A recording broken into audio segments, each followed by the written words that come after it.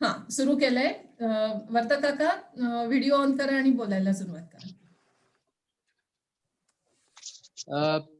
नमस्कार.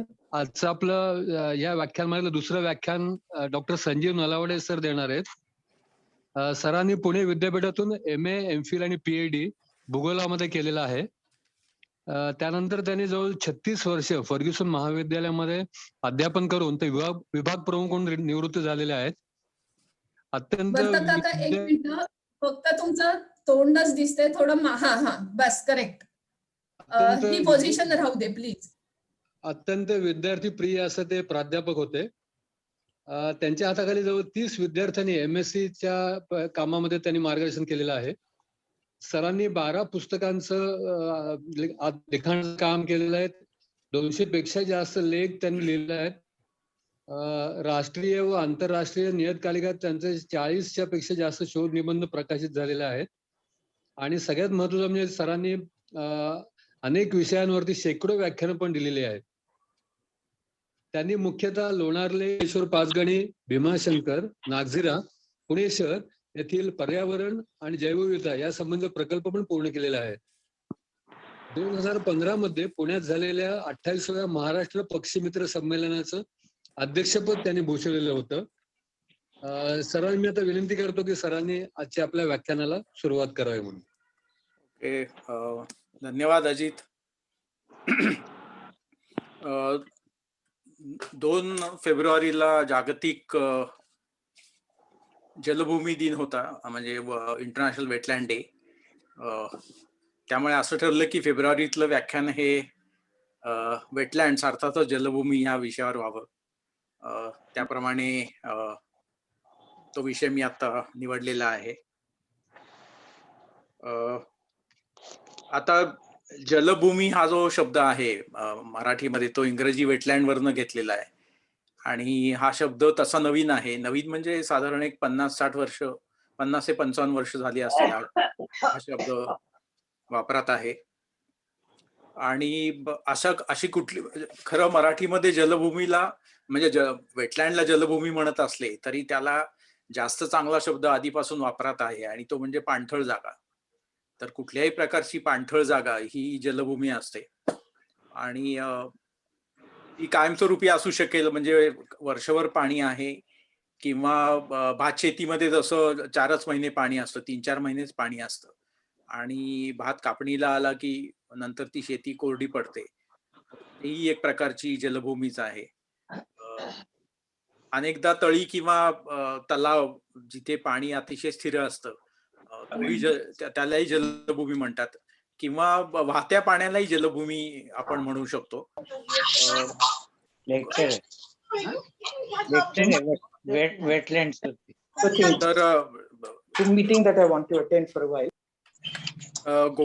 गोड पाणी, खारट पाणी, किंवा अर्थातच गोड आणि खारट मिळून जे मचूळ पाणी तयार होतं, ज्याला ब्रॅकिश म्हणतात, तर तिन्ही प्रकारच्या भूआकारांना जलभूमी म्हणतात म्हणजे. आणि जलभूमीचं सर्वात महत्वाचं वैशिष्ट्य म्हणजे पाणी अतिशय उथळ असतं. कुठलेही वेटलँड तुम्ही घेतलं, जलभूमी घेतली, तर पाणी हे उथळ असतं, आणि त्याची जास्तीत जास्त खोली ही 6 मीटर किंवा 20 फूट असण्याची कल्पना आहे. त्यापेक्षा जर खोल असेल तर त्याला जलभूमी तुम्ही म्हणू शकत नाही. किंवा एकच प्रचंड मोठं धरण आहे, त्याचा काही भाग जलभूमी असू शकतो, वेटलँड असू शकतो. सगळ्या धरणाचा जो खोल भाग आहे तो जलभूमी म्हणता येणार नाही त्याला. अशा बऱ्याच त्याच्यामध्ये तांत्रिक गोष्टी आहेत. जलभूमीमध्ये काय काय येतं त्याची एक मोठी थोरली यादी इथे दिलेली आहे, तर मी काही ती वाचत नाही. पण सर्वात उत्तम उदाहरण जलभूमीचं म्हणजे अर्थातच आपली कांदळी वनं जी आहेत, मँग्रोव्ह फॉरेस्ट, किंवा पावसाळ्यामध्ये पाऊस पडतो आणि जागोजागी डबकी निर्माण होतात, त्याला मॉन्सून पडल्स असं म्हणतात. तर तो जलभूमीचा एक चांगला तात्पुरता प्रकार आहे. भातशेती जलभूमीचं चांगलं उदाहरण आहे. बहुतेक नद्या आणि प्रवाह त्याच्यामध्ये काही भाग हा जलभूमी किंवा वेटलँड असू शकतो. खाड्या, तलाव असतील वेगळ्या प्रकारचे, किंवा अर्थातच मार्शेस आणि स्वॅम्प्स ज्याला आपण म्हणतो, म्हणजे दलदल. तर मार्श आणि स्वॅम्प्स मध्ये फरक असा आहे की स्वॅम्प मध्ये झाडं असतात, मोठे मोठे वृक्ष असतात, आणि मार्श, दोन्हीला मराठीत दलदल म्हणू शकतो आपण, पण मार्शला पाणथळ आणि स्वॅम्पला दलदल असा शब्द जनरली वापरला जातो. तर जिथे मोठे वृक्ष असतात, पाणथळ जागा आहे आणि मोठे वृक्ष आहेत, त्याला स्वॅम्प म्हणतात. फॉर एक्झाम्पल मँग्रुव्ह, सगळे मँग्रुव्ह हे स्वॅम्प असतात. आणि मार्शेस म्हणजे मोठे वृक्ष नसतात पण पाणथळ जागा आहे. तर अशा प्रकारे हे जलभूमीचे वेगळे प्रकार सांगता येतील. आता त्यातलेच काही प्रकारांचे आपण चित्र बघूया. समुद्राकाठी किंवा खाडीच्या काठावरती खाजण नावाचा प्रकार असतो. मराठीमध्ये खाजण म्हणतात, किंवा मडफ्लॅट असा एक त्याला शब्द आहे. किंवा पावसाचं पाणी आलेलं आहे आणि सगळी शेती पाण्याखाली गेलेली आहे, भातशेती उदाहरणार्थ, तोही जलभूमीचा प्रकार आहे. तर अशा प्रकारे खाजण आणि अर्थातच पाणथळीतलं शेत, हे दोन्ही जलभूमीचे प्रकार आहेत.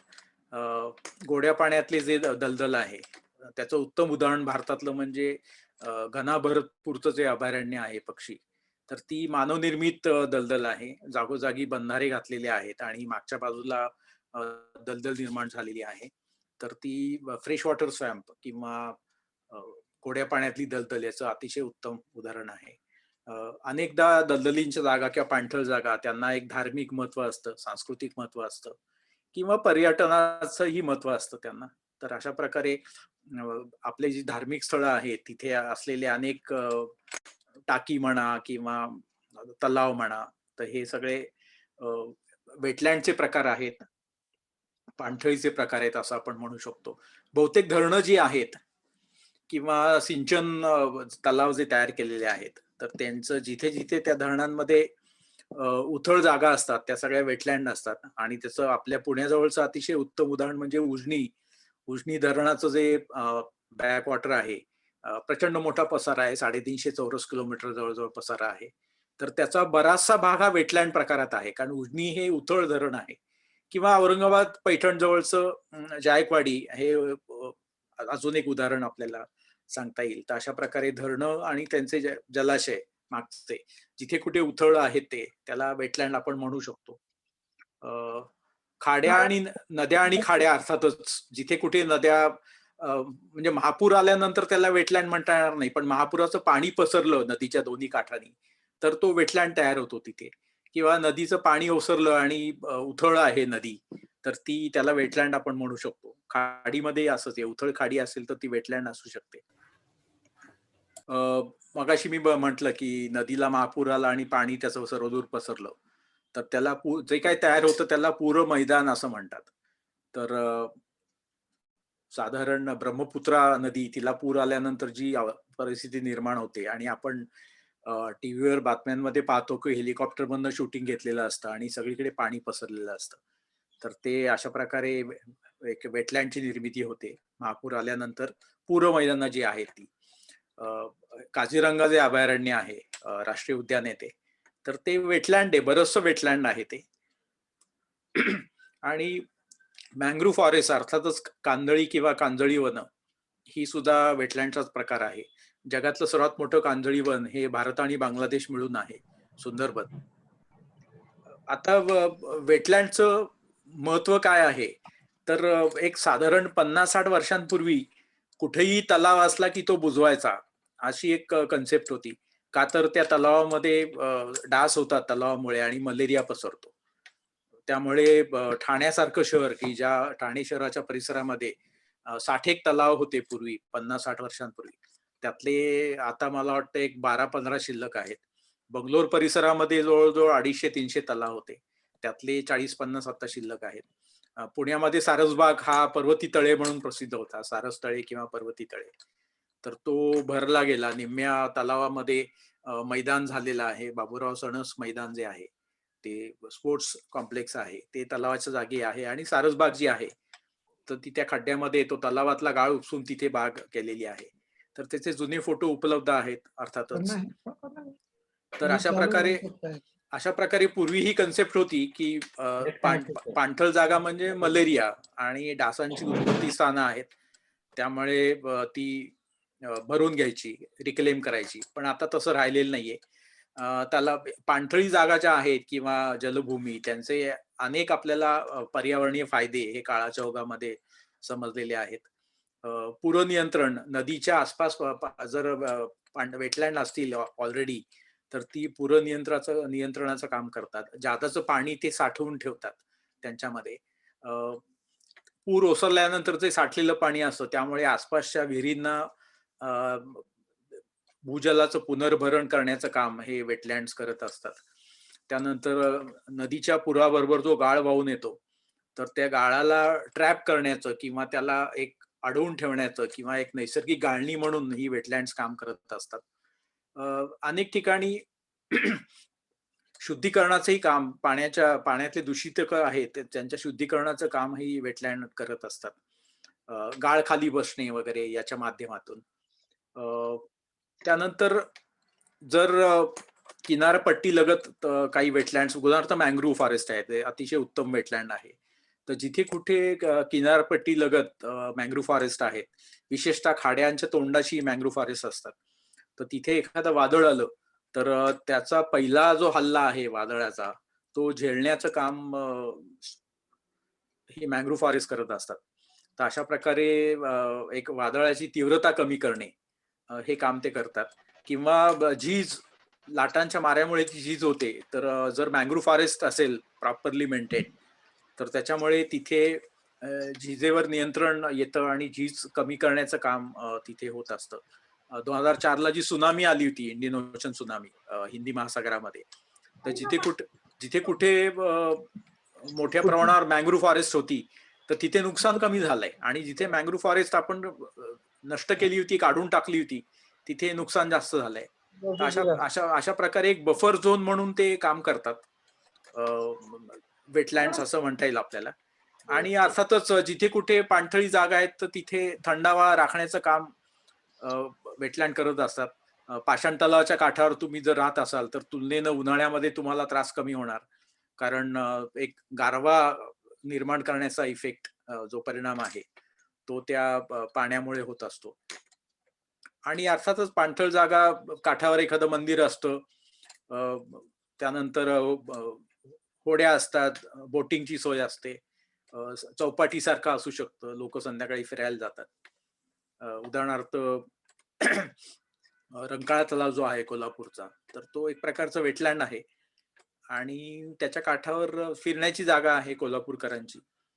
तर अशा प्रकारे अनेक प्रकारचं महत्व हे या जलभूमीला आहे. जलभूमी हा अनेक प्रकारच्या सजीवांसाठी मूलभूत असा निवास आहे. मग ते पक्षी असतील पाणपक्षी असतील पाण्यातले अनेक प्रकारचे कीटक असतील अनेक माशांना तर तो अत्यंत आवश्यक असा निवास आहे. म्हणजे पाण्याशिवाय किंवा पाणथळी जागांशिवाय मासे जिवंत राहू शकणार नाहीत. आणि कुठलंही वेटलँड तुम्ही घेतलं तर त्याचं जे जैवविविधता आहे त्या दृष्टीनं ते वेटलँड अतिशय संपन्न असतं. कुठलीही जलभूमी ही त्या दृष्टीने अतिशय संपन्न असते आणि ही एक प्रोडक्टिव्ह इकोसिस्टीम आहे.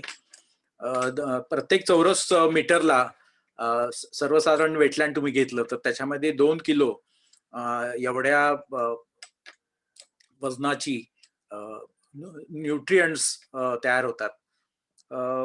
आणि मगाशी आपण पाहिलं तसं की अनेक पक्षी वेटलँडच्या आसपास किंवा खुद्द वेटलँडमध्ये घरटी करतात. खेकड्यांसारखे अनेक सजीव आहेत. मासे पाण्यामध्ये राहतात. खेकड्यांची बिळं त्या पाण्याच्या काठावर असतात. काही सस्तन प्राणी उदाहरणार्थ ऑटर नावाचा एक सस्तन प्राणी आहे ज्याला मराठीमध्ये पाणमांजरच नाव आहे. तर त्याची बिळं ही त्या काठावर असतात वेटलँडच्या काठावर असतात. खडकवासल्या धरणाच्या काठावर ऑटरची काही बिळं पूर्वी आम्हाला सापडल्याचं मला आठवतंय. आणि मग वेटलँडच्या आसपास जी काही झाडं वगैरे असतात त्यापासून मानवाच्या चष्म्यातनं पाहायला गेलं तर आपल्याला उदाहरणार्थ जळणाचं लाकूड मिळू शकतं आणि इतरही काही आपल्याला त्याचे उपयोग आहेत. वेटलँड म्हणलं की पक्षी पहिले डोळ्यापुढे येतात. बहुतेक सगळी पाणथळी जागा आहेत तिथे अनेक प्रकारचे शेकडो जातींचे पक्षी हे सापडतात आणि त्यांच्यासाठी तो अत्यंत एक आदर्श असा निवास आहे. भारतात जे काही 1250-1300 प्रजातींचे पक्षी सापडतात तर त्यातले जवळजवळ 250 ते 300 प्रजाती ह्या पाणथळी जागांशी जोडलेल्या आहेत. उत्तरेकडून हिवाळ्यामध्ये स्थलांतर करून जे पक्षी येतात आपल्याकडे तर त्यातले जवळजवळ निम्म्या पक्षी जाती ह्या पाण्याशी जोडलेल्या आहेत. म्हणजे त्या काही जंगलातल्या आहेत काही माळरानावर येणाऱ्या आहेत, पण निम्म्या पक्षी जाती स्थलांतर करून येणाऱ्या या पाण्याशी जोडलेल्या आहेत. त्यामुळे आता तुम्ही कुठलंही तलाव किंवा पाणथळ जागा, धरणाचा काठ इथे जर भेट दिली तर तुम्हाला पक्ष्यांची रेलचेल आता पाहायला मिळते. अक्षरशः शेकडो जातींचे हजारो पक्षी हे आपल्या वेटलँडच्या परिसरामध्ये आलेले आहेत. अनेक पक्षी स्थलांतर करून जाणारे, काही पक्षी नॉनस्टॉप जातात, पण काही थांबत थांबत जातात. तर त्यांना थांबण्याचं एक ठिकाण वाटेत, रिफ्युएलिंग ज्याला आपण म्हणू, की वाटेत आपण प्रवास करायला चाललोय आणि चला आता थोडा वेळ थांबू आणि नाश्ता करू. ठीक आहे, आता एक 200-400 किलोमीटर प्रवास झाला, आता आपण काय जेवण करू, हे जसं आपण करतो दूरच्या प्रवासाला, तसं पक्षी सुद्धा उडत जात असताना त्यांना चांगलं एखादा वेटलँड माहित असेल आधीपासून किंवा नव्यानं दिसलं तर ते खाली उतरून तिथे त्यांचं खाद्य गोळा करतात. काही दिवस राहतात तिथे, मासे खातील, बेडूक खातील आणि स्वतःला ते रिफिल करतील आणि पुढे जातील. तर अशा प्रकारे खाद्य आणि पाणी या दोन्हीचं एक महत्वाचा सोर्स ही वेटलँड्स आहेत. अनेक प्रकारचे पक्षी या वेटलँडच्या आधारे घरटी करतात. काही पक्षी तर खुद्द पाण्यामध्येच घरटी करतात, जे काही वनस्पती तरंगत असतात त्याच्या आधारे त्याच्यावर, किंवा काही पक्षी पाण्यामध्ये बेटं असतात छोटी छोटी, त्या बेटांच्या पुंजक्यांवर घरटी करतात. काही पक्षी पाण्यामध्ये जी झाडं उगवतात काठाने किंवा मध्यावर त्या झाडांमध्ये घरटी करतात. काही पक्षी पाण्याच्या काठाने कटिंग असतं त्याच्यामध्ये बिळं तयार करून घरटी करतात.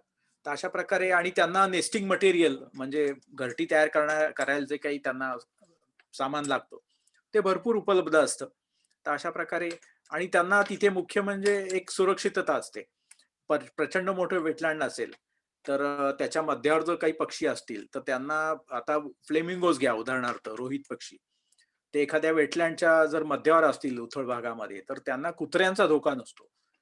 कुत्री किंवा कोल्हे म्हणा किंवा लांडगे म्हणा या प्रकारचे प्राणी यांचा त्यांना धोका असतो.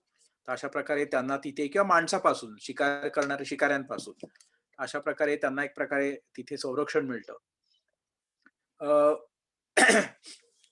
आपल्या देशातली काही प्रमुख जलभूमी किंवा वेटलँडचे प्रकार जे आहेत त्याच्यामध्ये डेक्कन प्लॅटो किंवा दख्खनच्या पठारावरचे टाकी किंवा काय म्हणू आपण, जलाशय, हा, तर ते त्याची उदाहरणं इथे पाषाण, खडकवासला आणि उजनी हे त्याचं आपल्या अगदी जवळचं उदाहरण. आपल्या किनारपट्ट्यांवर, विशेषतः पश्चिम किनारपट्ट्यांवर, ज्याला लगून्स म्हणतात इंग्रजीमध्ये, तर त्याला आपण बॅकवॉटर्स म्हणतो भारतामध्ये. तर त्या बॅकवॉटर्स आहेत केरळमध्ये. वेंबनाड जे सरोवर आहे ते बॅकवॉटरचा उत्तम नमुना आहे. अनेक खाड्या आहेत आपल्या, बहुतेक सगळ्या नद्या ज्या आहेत कोकणातल्या त्यांना मुखाशी खाड्या आहेत. तर वेगळ्या प्रकारच्या खाड्या, आणि अर्थातच भातशेती. तर ही पश्चिम किनाऱ्यावरची, विशेषतः कोकणामध्ये आढळून येणारे काही वेटलँड्स आहेत. पूर्व किनाऱ्यावर बहुतेक सगळ्या ज्या मोठ्या नद्या आहेत पूर्वेला जाणाऱ्या, त्या लांबीनं मोठ्या आहेत, त्यामुळे त्यांनी त्यांच्या मुखाजवळ प्रचंड मोठे त्रिभुज प्रदेश निर्माण केलेले आहेत. आणि जगातला सर्वात मोठा त्रिभुज प्रदेश हा गंगा आणि ब्रह्मपुत्रा यांचा एकत्र असलेला सुंदरबन आहे. आणि मग गोदावरी असेल, कृष्णा असेल, कावेरी असेल, त्यांचेही त्रिभुज प्रदेश आहेत. तर त्रिभुज प्रदेशामध्ये जी काही पाणथळ जागा असतात तर ते वेटलँडचा प्रकार आहे. तिथे उगवणारे मँग्रोव्ह हा वेटलँड आहे. त्यानंतर चिलिका लेक जे आहे, की जे एक प्रकारचं लगून पण आहे आणि मोठ्या प्रमाणात तिथे काय म्हणूया आपण, खाऱ्या पाण्याचं दलदल आहे. तर त्याची ती 2 उदाहरणं सांगता येतील. आपली जी बेटं आहेत, अंदमान निकोबार असेल किंवा लक्षद्वीप असेल, त्याच्या भोवती प्रवाळी आपल्याला हे दिसतात, बेटं दिसतात, आणि मँग्रोव्ह पण आहे. तर ती दोन्ही पुन्हा वेटलँडचाच प्रकार आहे. उत्तरेकडे गंगेचं जे खोरं आहे, गंगा ब्रह्मपुत्रा, तर तिथे जेव्हा हिमालयातल्या नद्या मैदानावर प्रवेश करतात तेव्हा त्यांचं पाणी पसरतं इकडे तिकडे, आणि ॲल्युव्हियल फॅन्स नावाचा प्रकार तयार होतो. तर तिथे पाणी साचून राहतं, आणि पाणी साचून राहिल्यामुळे एक प्रकारचं तराई नावाचा जो स्वॅम्प आहे किंवा दलदल आहे ती तयार झालेली आहे. उत्तर भारतात जागोजागी झील्स आपल्याला पाहायला मिळतात. उत्तर प्रदेश असेल, बिहार असेल. त्यानंतर केवलादेव घना जे आहे तिथं जे काही तयार केलेलं आहे त्यांनी कृत्रिम पद्धतीनं, तर त्याला चौर्स असं म्हणता येईल आपल्याला. पश्चिमेला कच्छचं रण जे आहे, विशेषतः मोठं रण जे आहे, तर तिथे पावसाळ्यामध्ये बराच मोठा भूभाग पावसाचं समुद्राचं पाणी आतपर्यंत येतं आणि बराच मोठा भूभाग जो आहे पावसाचा आणि समुद्राचा एकत्र आणि एक सलाईन फ्लॅट्स तिथे निर्माण होतात. तर तोही एक प्रकारचा वेटलँडचाच प्रकार आहे. अर्थात सर्व प्रकारची धरणं आणि त्यांच्यामुळे तयार झालेले जलाशय हा सुद्धा जिथे कुठे उथळ भाग आहे त्याचा, तर त्याला वेटलँड आपण म्हणू शकतो. हिमालयामध्ये जम्मू काश्मीर असेल, हिमाचल असेल, लडाख असेल, उत्तराखंड असेल, तर इथे जिथे कुठे ग्लेशियर लेक्स तयार झालेली आहेत, म्हणजे हिमानी त्याच्या त्या एकूण परिणामामुळे, तर ती सुद्धा एक प्रकारची वेटलँड्स आहेत असं आपण म्हणू शकतो. अशा प्रकारे आणि ईशान्येकडे पुन्हा एकदा काझीरंगा आणि ती प्रचंड मोठी असलेली ब्रह्मपुत्रा आणि तिचं ते पाणी पसरल्यामुळे तिच्या दोन्ही काठांना सर्वदूर अक्षरशः अनेक किलोमीटर पर्यंत दलदली आणि पाणथळी जागा निर्माण झालेल्या आहेत आणि काझीरंगा अभयारण्य हे अशा प्रकारे त्या पाणथळीमध्येच आहे. भारतातली सर्वात मोठी वेटलँड अशी एकच सांगता येणार नाही, बऱ्याच आहेत, पण त्यातलं एक म्हणजे सुंदरबन, दुसरं आहे चिलिका लेक मगाशी मी म्हणलं तसं, आणि ग्रेट रन ऑफ कच्छ मधलं ते जे साल्ट पॅन्स आहेत सलाईन, तर ते अशा प्रकारे हे 3 उदाहरणं तर नक्कीच देता येतील. तर त्यातलं सुंदरबन जे आहे ते त्याचा काही भाग भारतामध्ये आणि काही बांगलादेशमध्ये आहे. आणि गंगा आणि ब्रह्मपुत्रा दोन्ही नद्यांच्या एकत्रित येऊन हे सुंदरबन तयार झालेलं आहे. जगातला सर्वात मोठा त्रिभुज प्रदेश आणि जगातला सर्वात मोठा मँग्रोव्ह फॉरेस्ट म्हणजे सर्वात मोठं कांदळी वन, तर हे वेटलँड आहे एक प्रकारचं. आणि प्रचंड विविधता आहे. म्हणजे ते आकडेवारी बघा ना तुम्ही, त्याच्यावरनं कल्पना येईल. आणि सगळ्या जगामध्ये सर्वाधिक जास्त घनता वाघांची ही सुंदरबन मध्ये आहे. आणि सुंदरबन मधला वाघ हा पट्टीचा पोहणारा आहे, म्हणजे तो ऍम्फिबियस टायगर असंच त्याला म्हटलं जातं. उत्तम पोहू शकतो तो. म्हणजे वाघांना पाण्यामध्ये बसायला आवडतं, पाण्याची गरज असते, हे सगळं आहे. पण सुंदरबन मधले वाघ हे त्यांचा बराचसा काळ हा पाण्यामध्ये इकडून तिकडे जाण्यामध्ये, पोहण्यामध्ये, भक्ष्य पकडण्यातच जातो. किंवा ते जे चिखल आसपास जो चिखल असतो त्याच्यावरनं स्वतः चालण्याची त्यांना एक प्रकारचं त्यांनी अनुकूलन केलेलं आहे. अशा प्रकारे प्रचंड विविधता असणारा हे सुंदरबन आहे. पुण्याच्या भोवताली काही वेटलँड्स आहेत, त्याचा बघूया आपण त्याच्याकडे. पहिलं अगदी जवळचं म्हणजे पाषाण लेक, कृत्रिम सरोवर आहे. इंग्रजांनी 1860-62च्या सुमारास बांधलेलं आहे. आणि तिथलं पाणी गव्हर्नमेंट हाऊस जे आहे, म्हणजे सध्याचं पुणे सावित्रीबाई फुले पुणे विद्यापीठ, तर तिथे पूर्वी गव्हर्नर राहत असत पावसाळ्यामध्ये 4 महिने. तर त्या परिसराला पाणी पुरवण्यासाठी म्हणून पाषाण तलावाची निर्मिती त्यांनी केलेली आहे. कात्रजचा तलाव, 2 तलाव आहेत, वरचा आणि खालचा, आणि पेशवेकालीन तलाव आहेत दोन्ही. पुण्यातल्या मुळा-मुठा नद्या संगमाच्या पुढे साधारण एक 2.5-3 किलोमीटरवर येरवड्याला जिथे खडकाळ किनारा आहे आणि एकदम काय म्हणूया आपण, नद्या शॅलो होऊन जातात, तो बंधाऱ्यापर्यंत पाण्याची खोली बऱ्यापैकी आहे. बंधाऱ्यानंतर एकदम त्या नद्या उथळ होतात. तर तो सगळा जो पट्टा आहे, ज्याला आपण मुळा-मुठा अभयारण्य म्हणतो, पक्षी अभयारण्य तथाकथित, तर तेही एक प्रकारे जलभूमीचं उदाहरण आहे. तीच मुळा-मुठा जरा खाली गेली तर सोलापूर रस्त्यावर कवडीपाट नावाचं गाव आहे, थोडंसं आत जायला लागतं. तर तिथेही प्रचंड पक्षी दिसतात. पुणे परिसरातला सर्वाधिक पक्षी दिसणारं ते ठिकाण आहे. तर तेही वेटलँडचा एक उदाहरण म्हणता येईल. पुणे परिसरामध्ये अनेक खाजगी आणि कंपन्या म्हणा, कॉर्पोरेट्स म्हणा, किंवा जिथे डिफेन्सचा एरिया आहे, त्यांनी त्यांच्या कामांसाठी छोटे छोटे बंधारे बांधलेले आहेत आणि छोटे जलाशय निर्माण केलेले आहेत. तर त्याची काही उदाहरणं आहेत. अर्थात या ठिकाणी रिस्ट्रिक्टेड एंट्री असते. जरी मी उदाहरणं दिली असली तरी चला उठला आणि मुळा-मुठा सँक्च्युरीला गेला असं इथे होऊ शकत नाही. खडकवासला धरणाचा काही भाग काठावरचा हा वेटलँड कॅटेगरीमध्ये येतो. पुणे सोलापूर रस्त्यावर तर इतकी धरणं आहेत दोन्ही बाजूंना, त्यातली काही इंग्रज काळात बांधलेली, काही आपण नंतर बांधलेली आहेत. आणि सर्वात मोठं वेटलँड पुण्याजवळचं कुठलं असेल तर ते उजनी, अर्थातच भिगवंडा. 350 चौरस किलोमीटर क्षेत्रफळ असलेलं हे वेटलँड आहे. वीर डॅम नीरा नदीवर पुणे आणि सातारा या जिल्ह्यांच्या सीमेवर, आणि मग मावळामधली अनेक सरोवर छोटी मोठी. तर अशा प्रकारे पुण्याभोवती आपण संपन्न आहोत वेटलँडचं जर लक्षात घेतलं तर.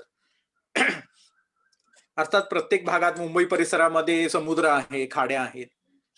प्रत्येक भागातलं वेटलँडचे प्रकार वेगळे आहेत.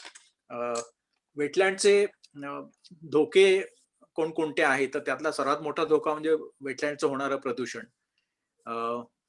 म्हणजे आता काही ठिकाणी कारखानदारी असेल आसपास, तर कारखान्यातून जी काही रासायनिक दूषितकं सोडली जात आहेत ती असतील, किंवा शहरामधली जी वेटलँड्स आहेत तर तिथे, किंवा नद्या असतील शहरातून जाणाऱ्या, पुण्यात जसं मुळा मोठा आहे,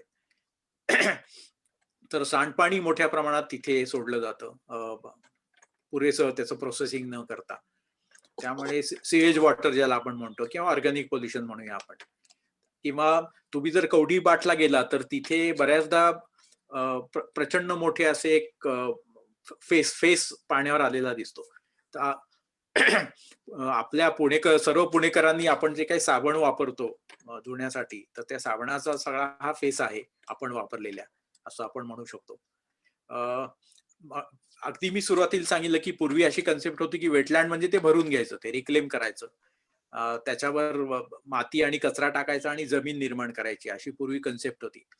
अनेक ठिकाणी या वेटलँड्स वर आक्रमण झालेली आहेत. लोकांनी कचरा आणून टाकलाय, त्याचा आकार, त्याचा संकोच झालेला आहे आकाराचा. अनेक ठिकाणी झोपडपट्ट्या किंवा वस्त्या झालेल्या आहेत. काही ठिकाणी शेती होते, वेटलँड आटलं की तिथे शेती केली जाते. असे अनेक वेगवेगळे प्रकार आहेत. किंवा अनेक वेटलँड्स ही भरलेली आहेत गाळानी, सतत गाळ येतो, त्याच्या आसपास पूर्वी झाडं होती ती आता कमी झाली, त्यामुळे एकूण खननाचं प्रमाण वाढलं, त्यामुळे सिल्टेशन, संचयन वाढलं, निक्षेपण वाढलं, असं पण आहे. अनेक आपल्या नद्यांच्या काठानी वाळू काढली जाते, आणि वाळू माफिया, मग त्यांनी बेकायदा वाळू काढतायत, मग त्यांनी कुठल्या सरकारी अधिकाऱ्यावर हल्ला केला, या बातम्या आपण पाहत असतो, ऐकत असतो, वाचतही असतो. तर अशा प्रकारे अनेक नद्यांच्या काठावरची वाळू उकरून काढल्यामुळे तिथली जी एकूण इकोसिस्टीम आहे त्याला धोका निर्माण होऊ शकतो. आणि कचरा टाकणे म्हणजे अजूनही, म्हणजे आता कमी झालंय, पण कुठल्याही पुलावर तुम्ही उभं राहिलात मुळा मोठी सारख्या नदीवरच्या, तर कोणीतरी येतंय, स्कूटर लावतंय आणि पटकन निर्माल्य ची पिशवी खाली फेकतोय, किंवा निर्माल्य उलट करून खाली फेकतोय पाण्यामध्ये. हे दृश्य पूर्वी सहजी दिसायचं, आता थोडंसं जाणीव जागृती वाढल्यामुळे थोडंसं कमी झालेलं आहे. पण अजूनही अशा प्रकारे कचरा फेकायचा पाण्यामध्ये हे चालू आहे. आणि वेटलँड हे कचरा फेकण्यासाठीच आहे असा एक समज सार्वत्रिक अजूनही आहे. तर तो हळूहळू कमी होईल. आणि रिक्रिएशन ऍक्टिव्हिटीज, मगाशी मी म्हटलं तसं रंकाळा तलाव आहे, पाषाण तलाव आहे, कात्रजचा तलाव आहे, तर तलावाच्या काठावर बागा असू शकतात, आणि लोक फिरायला जातात तिथे, असं पण आहे. तर ते लोक फिरायला जातात, तर ते कचरा करणारे तेच असतात लोक. तर अशा प्रकारे म्हणजे रिक्रिएशन ऍक्टिव्हिटीज असायला हव्यात, नाही असं नाही, पण त्याचा ओव्हरडोस होऊ नये असं आहे. अर्थातच मगाशी मी ठाणे आणि बंगलोर अशी 2 उदाहरणं दिली की वस्ती वाढणे किंवा नागरीकरण, शहरीकरण होणे, या भानगडीमध्ये अनेक तलाव नष्ट झालेले. आणि पुण्यातला जो मी पर्वतीचं तळ म्हटलं की जो आता अस्तित्वातच नाही, तर असे काही तलाव शहरी भागामध्ये नष्ट झालेले आहेत. पाणथळ जागांच्या आसपास जर शेती चालत असेल आणि त्या शेतीमध्ये जर रासायनिक खतांचा वगैरे वापर होत असेल, किंवा कीटकनाशक वापरत असतील, तर ते पाणी वाहून येऊन त्या तलावांमध्ये येतं, आणि मग ते तलावांचं अर्थातच दूषितीकरण होतच असतं.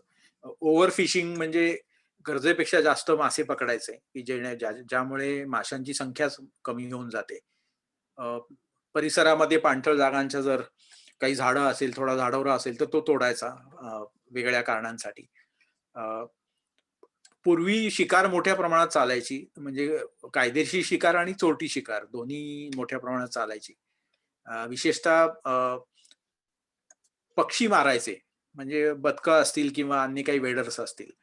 तुम्ही जर कोणी भरतपूरला पूर्वी जाऊन आला असाल किंवा कधी गेलात, तर भरतपूर हे एकेकाळी तिथले राजे जे होते संस्थानिक, त्यांचं खाजगी शिकारीची जागा होती आणि तिथे कुठल्या इंग्रज अधिकाऱ्यांनी कोणत्या दिवशी किती बदकं मारली याची संख्याच तिथे लावलेली एका बोर्डवर. आणि ती संख्या वाचल्यानंतर आपल्याला म्हणजे आश्चर्य वाटतं की म्हणजे 5,000 काय, 10,000 काय, 12,000 काय अशी ती संख्या आहे. म्हणजे एवढ्या संख्येनं ते सगळं शिकार दल तिथे जाऊन पक्षी मारत असते. तर अशा प्रकारे पक्ष्यांची शिकार किंवा पाण मांजरं, ऑटर त्यांना मारायचं आणि त्यांची कातडी त्याला महत्व आहे तर ती वापरायची.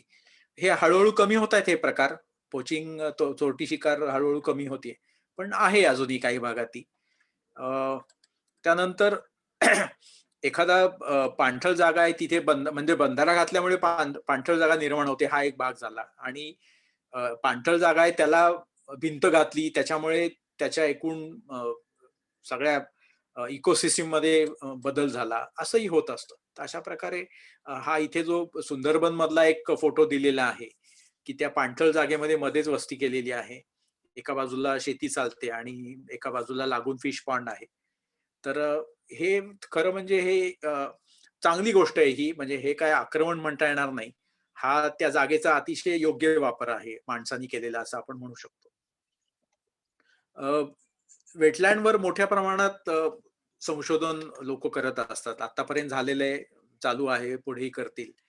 तर वेटलँडचे वेगळे भाग पाडायचे आणि मग कुठला भाग जास्त खोल आहे, खोलीनुसार भाग पाडायचे, किंवा तिथे कोणत्या प्रकारच्या वनस्पती दिसतात त्यानुसार भाग पाडायचे, तिथे कोणत्या प्रकारचे मानवी व्यवहार चालतात त्यानुसार त्याचे नकाशा काढायचे, त्याचा आसपास सामाजिक त्याचा अभ्यास करायचा, कोणत्या जमाती राहतात, कोणत्या कम्युनिटीज राहतात, त्यांचं आणि त्या वेटलँडचं काय नातं आहे, मासेमारी करतात मग ते कोणत्या प्रकारचे मासे पकडतात, कोणत्या सीझन मध्ये, त्यानंतर इतर काही गोळा करतात का वेटलँड मधून.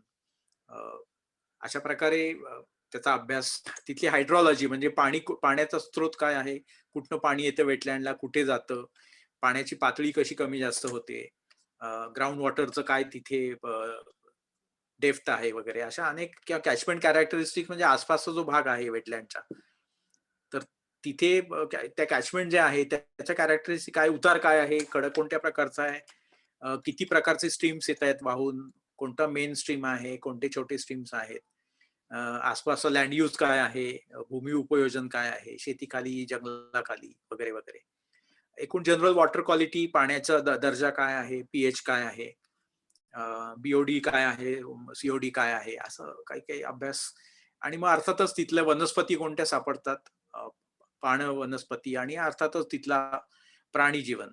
तर वर्तक सर असतील पुण्यामध्ये, त्यानंतर महाजन सर आहेत, घाटे मॅडम आहेत, गोळे सर आहेत, प्रकाश गोळे सर.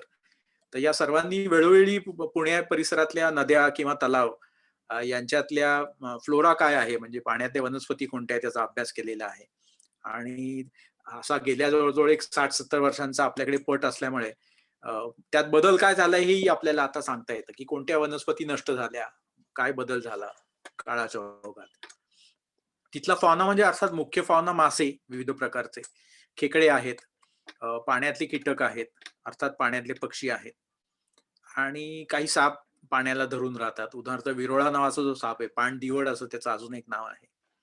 तर आणि थोडेफार सस्तन प्राणी, त्याची जनरल इकॉलॉजी, इकोसिस्टीम काय आहे, निश कोणते आहेत, हॅबिटॅट्स कोणते आहेत, फूड चेन, फूड वेब काय आहे, असाही अभ्यास होऊ शकतो. प्रोडक्टिव्हिटी मध्ये तिथे कोणकोणत्या प्रकारच्या वनस्पती आहेत, त्यांची वाढ कशी होते, ग्रोथ रेट काय आहे, त्याच्यापासून काय उत्पन्न मिळतं वगैरे वगैरे, अशा अनेक गोष्टींचा अभ्यास हा करता येणं शक्य आहे.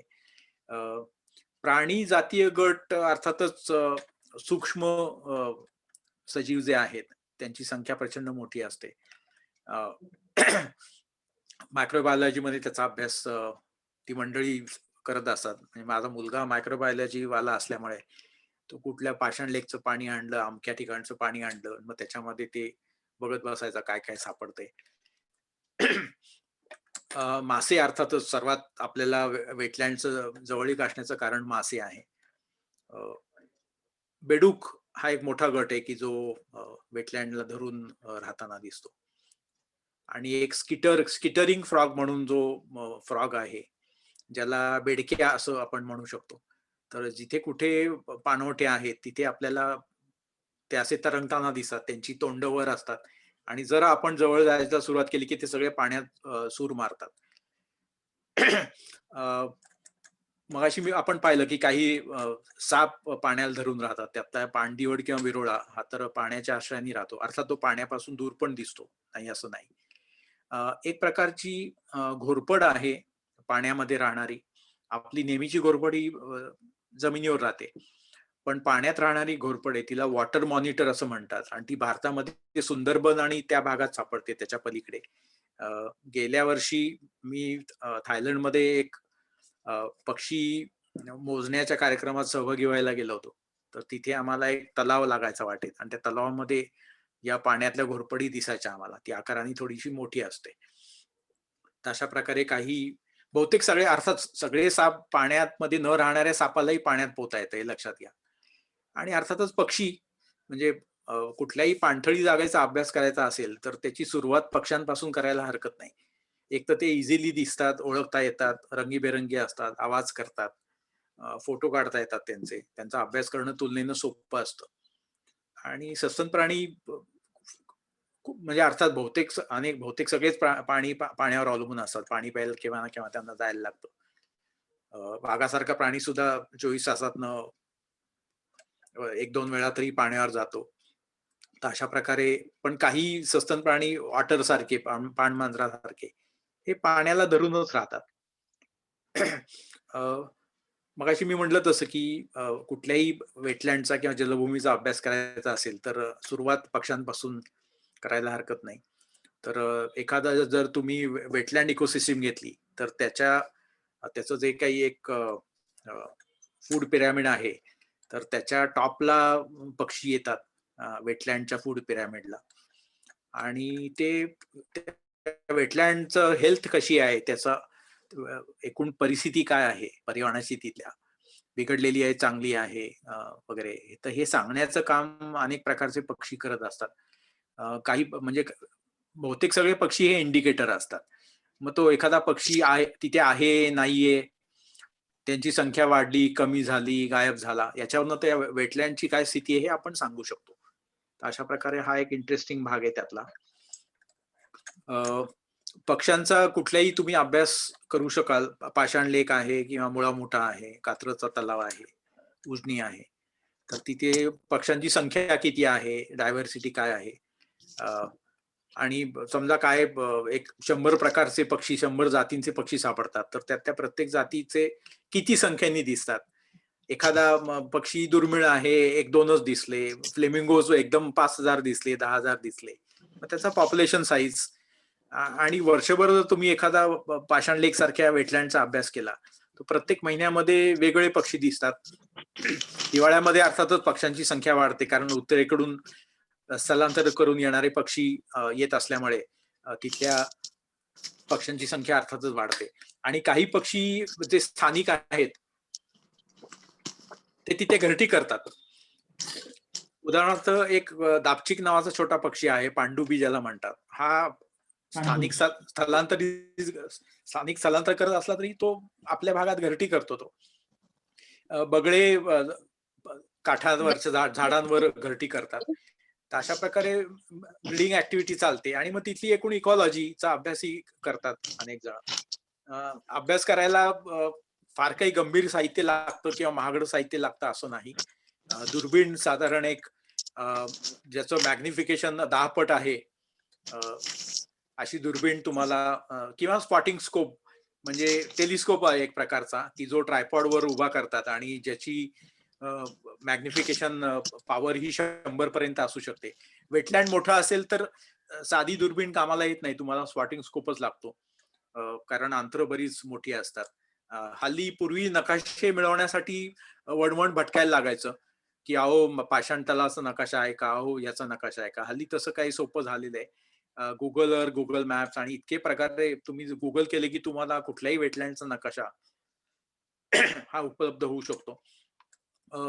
थर्मामीटर टेम्परेचर मोजायला, पीएच पेपर कुठल्याही सायंटिफिक इक्विपमेंट मिळणाऱ्या दुकानामध्ये मिळतो.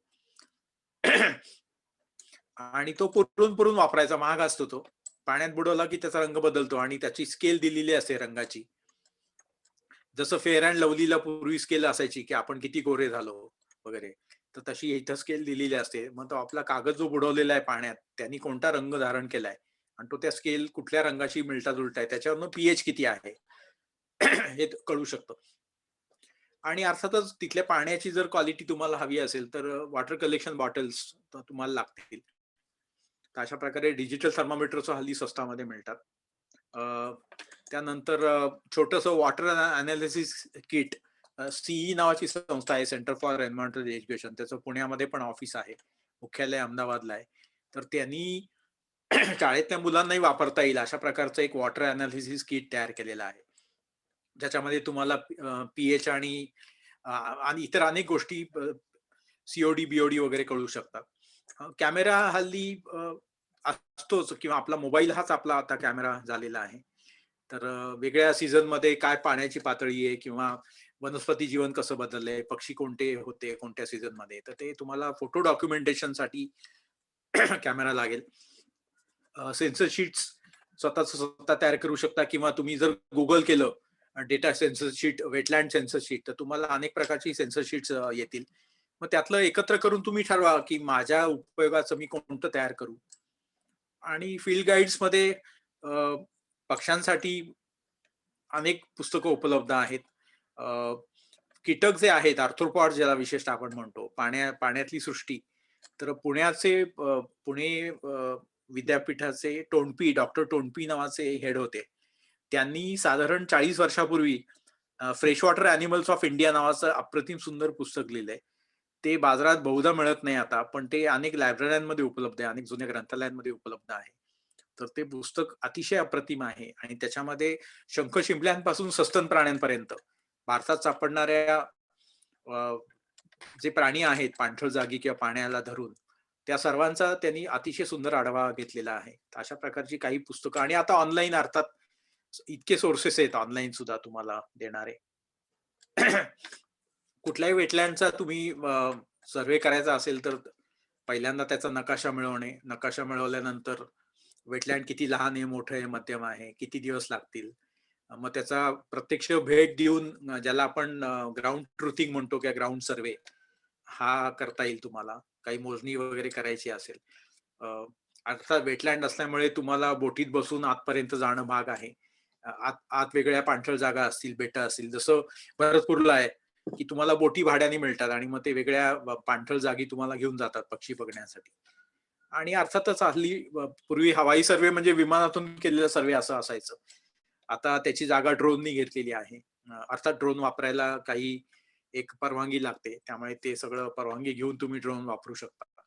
आणि हवाई सर्वे म्हणजे एखादा वेटलँड आहे आणि त्याला लागून एक उंच पर्वत आहे आणि पर्वताला वर एक शिखर आहे, त्या शिखरावरून ते वेटलँड खाली दिसत असेल तर त्यालाही हवाई सर्वे म्हणता येतो, हे लक्षात घ्या. हवाई सर्वे म्हणजे ड्रोन मधनं किंवा विमानात बसूनच करायला पाहिजे असं नाही.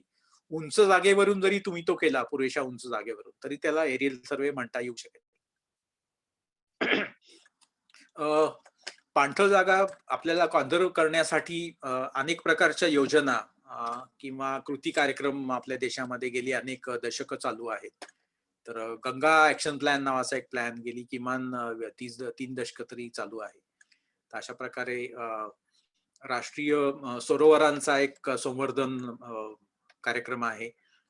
रामसर नावाचा एक करार 1971 झालाय, त्याचा आपण नंतर माहिती घेऊच या. आणि स्थानिक पातळीवर महापालिका त्यांच्या क्षेत्रातलं वेटलँड्स असेल, तलाव असेल, सरोवर असेल, त्याचं काही एक संवर्धन म्हणा किंवा त्याचं काय सौंदर्यीकरण वगैरे हे काम चालू असतं. एनजीओज अनेक काम करतात. आता राम नदी आहे किंवा पाषाण लेक आहे, त्याच्यावर काम करणारे अनेक एनजीओज आहेत. तर आता हे एवढे कायदे उपलब्ध आहेत वेटलँडसाठी, वेटलँडशी संबंधित. यातले सगळे कायदे 100% वेटलँडसाठी आहेत असं नाही, पण या कायद्यांमधले काही कलम ही वेटलँडला लागू आहेत. तर त्यातलं इंडियन पेनल कोड जे इंग्रज काळात झालेलं आहे 1860 मध्ये, त्याच्यातही पाणथळ जागा वाचवण्याच्या दृष्टीनं किंवा मॅनेज करण्याचं, वाचवणे म्हणण्यापेक्षा मॅनेज करणे, त्याचं व्यवस्थापन करणे या दृष्टीनं काही कलम आहेत. आणि त्यातलं सर्वात या सगळ्यातलं महत्वाचं काय असेल तर रामसर कन्व्हेन्शन 1971. तर ते रामसर काय आहे, तर रामसर नावाचं इराणमध्ये एक शहर आहे. तिथे 1971 मध्ये एक आंतरराष्ट्रीय परिषद भरली आणि जगातली ही पहिली परिषद की ज्या परिषदेमध्ये ही खास वेटलँडसाठी भरलेली पहिली परिषद जगातली. आणि मग तिथे करार झाला की जगातली वेटलँड्स आहेत ही केवळ मलेरियाची ठिकाणं नसून त्यांचं इतरही काही महत्व आहे आणि ती बुजवण्यापेक्षा ती मॅनेज करायला हवीत, आपल्याला व्यवस्थापन त्याचं नीट करायला हवंय की जेणेकरून त्याचं जे पर्यावरणीय महत्व आहे ते अबाधित राहील. आणि या करारावर भारताने 1981 मध्ये सही केली आणि भारतामध्ये आता 42 अशी पाणथळ जागा किंवा तलाव किंवा अशा आहेत की ज्यांना रामसर हे जे इंटरनॅशनल कन्व्हेन्शन आहे त्यांनी मान्यता दिलेली आहे. तर अशा प्रकारे एखाद्या साईटला रामसर साईट म्हणून मान्यता मिळाली तर त्याला निधी मिळणं सोपं जातं आणि त्याच्या संवर्धनासाठी तुम्हाला आंतरराष्ट्रीय मदत तुम्ही घेऊ शकता तज्ज्ञांची. तर भारतामध्ये आताच मी सांगितलं की लेटेस्ट फिगर आहे ही 2020 ची, डिसेंबर 2020 ची. एकूण 42 रामसर साईट्स आहेत आणि त्यातल्या काही महत्वाच्या जे बहुतेक गाजलेली जागा आहेत. केवलदा देवघना पक्षी अभयारण्य आहे, राजस्थानमध्ये सांबर सरोवर आहे, चिल्का आहे ओडिशामध्ये, त्यानंतर पॉइंट कॅलिमियर तामिळनाडूमध्ये, मणिपूर मधलं प्रसिद्ध लोकटाक सरोवर असेल, गुजरात मधलं नळ सरोवर असेल अहमदाबाद जवळचं. आणि बरीच वर्ष महाराष्ट्रात ती एकही साईट नव्हती, पण गेल्या लोणारला तर आत्ताच गेल्या वर्षी मान्यता दिली. तर नांदूर मध्यमेश्वर नाशिक जवळ आणि लोणार बुलढाण्यातलं, ह्या 2 साईट्स महाराष्ट्रातल्या एकमेव 2च साईट्स आहेत ह्या. आणि इतर साईट्सना मान्यता द्यावी म्हणून आपले प्रयत्न चालू आहेत. उजनी भिगवणला रामसर साईटची मान्यता द्यावी असे आपले प्रयत्न चालू आहेत. That's a procedure. वेटलँड मध्ये दिसणारी झाडं, वॉटर हायसिंथ आहे किंवा काय वेगळ्या प्रकारचे कमल पुष्प असतील, वॉटर लिली आहे, टायफा म्हणजे मदन बाण आहे, पिस्टिया आहे. तर अशा प्रकारे काही पक्षी, स्पॉटबिल डक जे डावीकडे वर दाखवलेलं ते वर्षभर आपल्याकडे असतं आणि ते आपल्याकडेच घर करतं.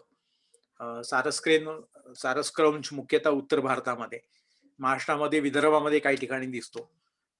पाणकावळा आहे खाली दाखवलाय तो, आणि अर्थातच पाणकोंबडी आहे. सस्तन प्राणी, मगाशी मी म्हणलं तसं की सुंदरबन मध्ये वाघ हे वाघांना उत्तम पोहू शकतात, उत्तम पोहणार आहेत वाघ, पण सुंदरबन मध्ये वाघ हे पाण्याशी त्यांचा जास्त संपर्क येतो. ते अँफिबियस टायगर आहेत आणि पाण्यामध्येच राहून शिकार करणारा, मासे पकडणारा आणि पाण्याच्या काठावर घर करणारा प्राणी म्हणजे ऑटर किंवा पाणमांजर. एक स्वॅम डिअर किंवा बारासिंगा नावाचं एक हरिण आहे डावीकडे खाली दाखवलंय. तर त्याचं स्वॅम डिअर नावच बघा तुम्ही, तर ते पाण्याच्या काठाने राहणारं हरिण आहे. कानाला हे दिसतं किंवा ईशान्य भारतामध्ये दिसतं. आणि अर्थातच ईशान्य भारतात काझीरंगाला दिसणारा जो गेंडा आहे हा सुद्धा त्या वेटलँडच्या परिसरात राहणारा आहे. मगाशी मी घोरपडीचं उदाहरण दिलं, पाण्यातली घोरपड, तीही वॉटर मॉनिटर. उजवीकडे जो साप आहे ज्याला विरोळा किंवा पाणदिवड म्हणतात, हा सुद्धा पाण्यामध्ये राहणारा आहे. आणि मगाशी जो बेडूक मी सांगितला, स्किटर फ्रॉग, कुठेही पाऊस पडला की जे मान्सून पडल्स निर्माण होतात तिथे हा दिसणारा बेडूक आहे. आणि मग मत्स्यजाती गोड्या पाण्यातल्या भारतामध्ये जवळजवळ 250 प्रकारचे गोड्या पाण्यातले मत्स्य सापडतात. आणि अख्ख्या भारतामध्ये जवळजवळ 600-650 प्रकारचे गोड्या पाण्यातले मासे सापडतात. तर त्यात हे रोहू, कटला, मृगळ हे त्रिकूट अतिशय प्रसिद्ध आहे, खाण्यासाठी त्यांचा वापर करतात. आणि अर्थातच पाण्यातले जर कीटक पाहिले तर ते अक्षरशः म्हणजे त्याला काही हे नाहीये, म्हणजे स्काय इज द लिमिट, एवढे त्यांचे विविधता आणि प्रकार आहेत. आता शेवटचा भाग आहे, जगातले काही प्रमुख जे वेटलँड्स आहेत त्याचा नुसतं आपण चित्राच्या माध्यमातून त्याची ओळख करून घेऊ. तर उत्तर अमेरिकेमध्ये फ्लॉरिडा हा जो प्रांत आहे, तर तिथे हा सब ट्रॉपिकल आहे, म्हणजे उबदार आहे. आणि तिथे एव्हरग्लेड्स नावाचं प्रचंड मोठं एक दलदल आहे आणि ते एव्हरग्लेड्सचा बराचसा भाग त्यांनी राष्ट्रीय उद्यान केलेला आहे. दक्षिण अमेरिकेमध्ये पॅन्टानाल नावाची प्रचंड मोठी दलदल आहे. ती अमेझॉन खोऱ्यामध्येच आहे, अमेझॉन नदीच्या बाजूनी अशी आहे ती, अमेझॉनच्या खोऱ्यामध्ये. त्याला स्पॅनिश भाषेमध्ये, पोर्तुगीज भाषेमध्ये पॅन्टानाल असा शब्द आहे. त्यानंतर युरोपमध्ये डॅन्यूब नदीनी जे काही हे निर्माण केलेले पूर्व मैदान, तर त्याच्यात काही दलदली आहेत. तर त्यातलं हे जे डॅन्यूबचं एक नॅशनल पार्कच आहे ऑस्ट्रिया या देशामध्ये. ओकावांगो नावाची नदी दक्षिण आफ्रिकेमध्ये आहे आणि ती नदी वाहत जाते पण समुद्राला मिळत नाही. ती एका काय म्हणूया आपण एक वाळवंटी प्रदेशात वाहत जाते आणि तिथेच पसरतं पाणी तिचं आणि दॅट इज द एंड. आणि मग तिचं एक डेल्टा, इनलँड डेल्टा तयार होतो ओकावांगो नावाचा आणि ते प्रचंड मोठी पाणथळ जागा निर्माण होते काही शेकडो चौरस किलोमीटरची आणि मग तिथे टीमिंग लाईफ, प्रचंड तिथे समृद्ध जीवन आपल्याला दिसतं. इंडोनेशियामध्ये वेस्ट इरियन हे जे बेट आहे, बेटांचा देश आहे इंडोनेशिया, तर तिथे ही इक्विटोरियल स्वॅम्प आहे हे. त्यानंतर ऑस्ट्रेलियामध्ये काकाडू नॅशनल पार्क, उत्तर ऑस्ट्रेलियामध्ये प्रचंड मोठी दलदल आहे. अशा प्रकारे साधारण एक प्रयत्न केलाय वेटलँड काय आहे आणि त्याचं महत्व काय आहे आणि एकूण. तर ठीक आहे, आता प्रश्न असतील तर मला वाटतं विचारायला हरकत नाही.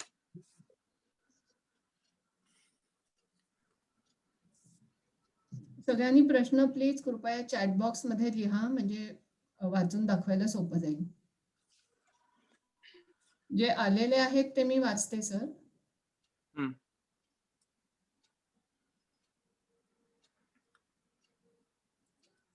आणि सरांचा मोठा ईमेल आयडी आणि फोन नंबर पण स्क्रीनवरती आहे, त्यामुळे कोणालाही तो त्यांनी घ्यायला हरकत नाही. सरांचा मोबाईल नंबर पण आहे आणि ईमेल आयडी पण आहे.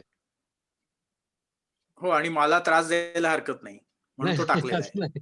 असं नाही कारण ते सगळ्यांनी आता ऐकलंच आहे. नाही सर, आता सगळ्यांनीच ऐकलेलं आहे की एक सर का विद्यार्थी प्रिय किंवा लोकप्रिय का वक्ते म्हणून आहेत, कारण अतिशय सोप्या भाषेमध्ये कुठलाही विषय अभ्यास करून ते मांडत असतात. त्याचं आता आपण बघितलेलं उदाहरण. त्यामुळे प्रश्न विचारायलाच की आता हरकत नाही लोकांना, आणि नंतरही सरांना कॉन्टॅक्ट करायलाही हरकत नाही. अवघड गोष्टी कळत नाहीत म्हणून ते सोप्याच कळतात फक्त. मँग्रू, मी हे वाचू का काय काय कमेंट्स लिहिलेत ते? हो, वाचा ना. मँग्रू हे एक उत्तम मत्स्य प्रजनन करण्यासाठी चांगली जागा आहे. कासव त्या ठिकाणी आणि जमिनीची धूप पण थांबते. नंतर म्हटलं हो, अनेक प्रकारचे मासे पण मँग्रू मध्ये हे करतात, अंडी घालतात. अनेक प्रकारचे मासे म्हणजे ते ब्रीडिंग करायला मँग्रू मध्ये येतात, समुद्रातले अनेक प्रकारचे मासे. नंतर तलावांचे शहर म्हणून ठाणे प्रसिद्ध होतं का, ते तुम्ही हो, होतं ना. पूर्वी मी मगाशी म्हटलं ना 60 तलाव होते ठाण्यामध्ये आणि आता 20 शिल्लक आहेत, 18-20 शिल्लक आहेत फक्त, कारण उरलेले तलाव आपण त्या 40-50च्या दशकामध्ये भरले ते सगळे. बाकी सगळ्यांनी व्हेरी नाईस प्रेझेंटेशन, इन्फॉर्मेटिव्ह, सुरेख माहिती दिली. नंतर आहे गोड्या पाण्यातील कांदळवनं म्हणजे मायरिस्टिका स्वॅम्प्स बद्दल काही सांगू शकाल का? हा, मायरिस्टिका स्वॅम्प हे मायरिस्टिका नावाचा वनस्पतींचा गट आहे आणि सह्याद्रीमध्ये या प्रकारचं गोड्या पाण्यातले स्वॅम्प सापडतात. आणि विशिष्ट प्रकारची भौगोलिक स्थिती असेल, म्हणजे रॅवाईन आणि पाणी जमतंय, रॅवाईनचा तळ खूप मोठा आहे, रुंद आहे, तिथे पाणी जमलं की हे स्वॅम्प निर्माण होतात. आणि हे प्रामुख्यानं कर्नाटकमध्ये आहेत जास्त, थोडेफार केरळमध्ये.